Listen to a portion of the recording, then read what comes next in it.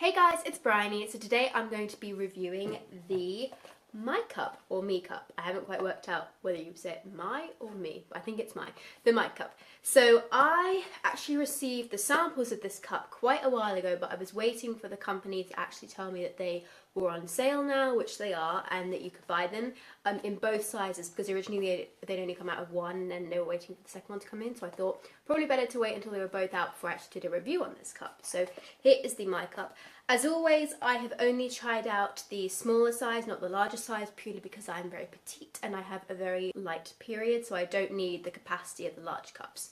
So here are the two cups. Now, the smaller cup, I have cut the stem off, but you can still see it on the large cup.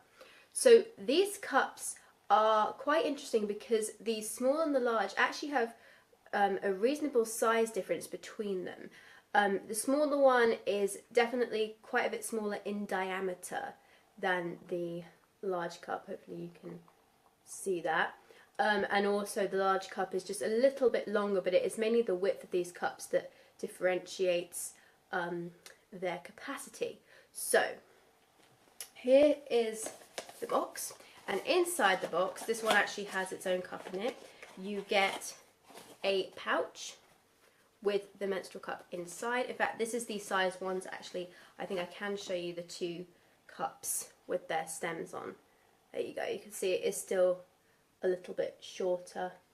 Oh, a little bit shorter with the stem, but there's not a huge amount of difference. Now, the stem itself is flat with raised grips. You can hear them. They are quite grippy, and it's also a bit stretchy, which is nice. I think that makes it easier to grip to take out. And the grip rings on the cup itself are also pretty grippy too. You also get a set of instructions, and very usefully for me, the instructions actually say the size of these cups. So the small cup is 40 millimeters in diameter, that's across the top here. It is 60 millimeters in height, that's from here to here, and it can hold 20 mils of fluid. Then the large cup actually isn't that much larger on paper, but looks quite a bit larger in real life. It's 45 millimeters across in diameter, 70 millimeters in height, and it can hold 25 mil in fluid. So the instructions on here are pretty clear.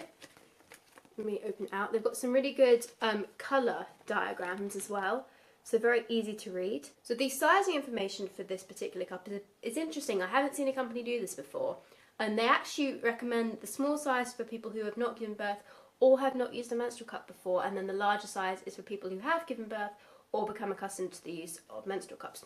I have never seen a menstrual cup company actually state that before. Usually they'll all say that the smaller size is for people who haven't given birth or are under 30, and the larger size is for people who have given birth or who are over 30, which I think is pretty pointless. I always say base getting a menstrual cup off your flow type. So if you have a light flow or a regular flow, go for the small. If you have a heavier flow, go for a larger size, because I think you can get used to them and adjust them very quickly.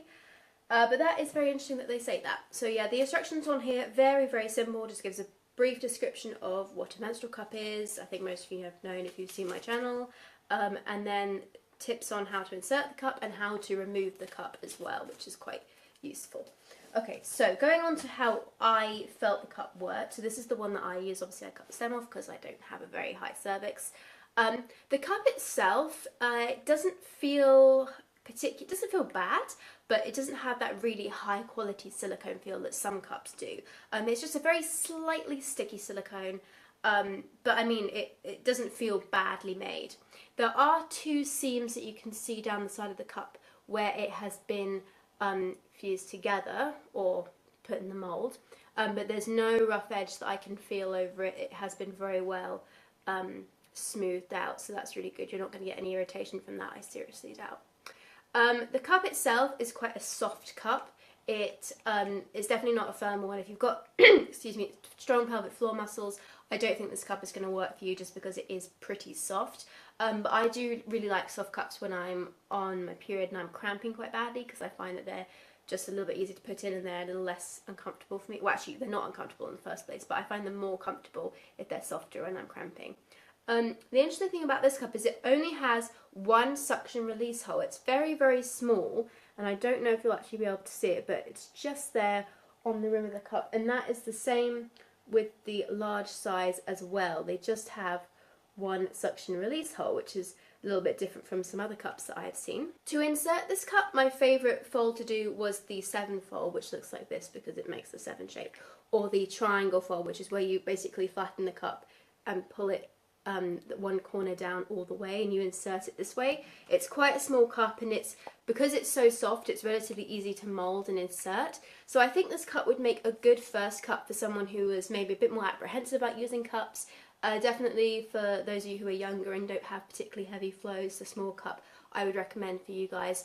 The thing to bear in mind with softer cups is that whilst they are pretty easy to hold down and to insert, getting them to open up can sometimes be a little bit of a struggle, but all you have to do is push them up and then pull them down again and push them up a bit more. And I sometimes insert my finger and press on the side to kind of get air into the cup, and that usually opens it up as well.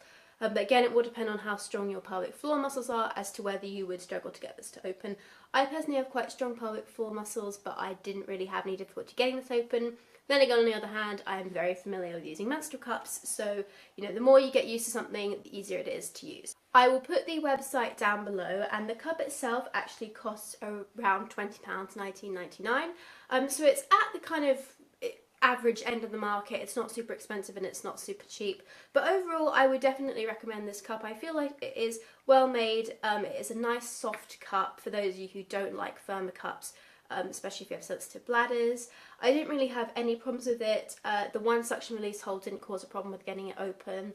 Like I said, it is softer though, so you might just need to manoeuvre it around a bit more. I don't think I had any leaks with it. There certainly was no horrific experience with it that I can come on and tell you. So yeah, I would definitely recommend it. But thank you for watching this video, guys. Please subscribe.